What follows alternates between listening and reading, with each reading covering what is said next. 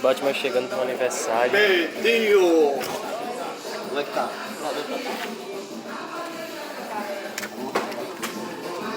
Boa tarde.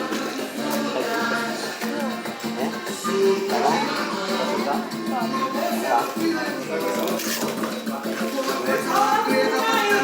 Ixi! E aí? Tudo bom? Tá bom?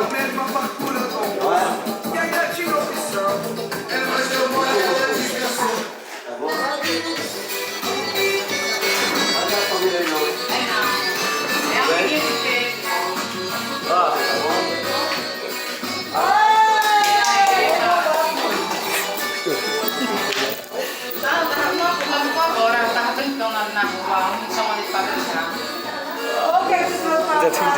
Pô, eu só levei você pra ele a revista do Batman, né? Pra ele ter um tempinho ler. Ele gosta de ler. Ele gosta de ler? Tá bom, Pedro? Joia? Vem aqui.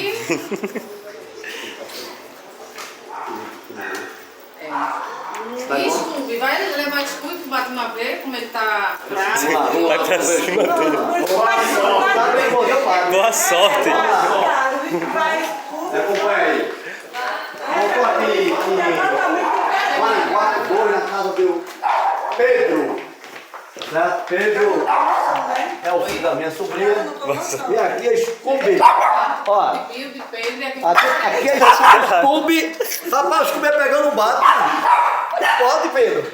Sabe qual é o quarto de Scooby? Que foi, mas que foi? Onde é o quarto dele? A casa dele, mora com ele. Fica dentro de casa mesmo. Scooby é bem violento. Rapaz, Scooby estranhou o Batman? O Scooby que eu conheço é mole. O Scooby-Doo que eu conheço é mole. Rapaz, o Scooby é muito bravo, viu, Pedro? Quase estourou o dedo. Bom, tá bom. Tá aqui. Vê se tá bom? Pra mamãe. Pronto, acabou. Joia. Valeu.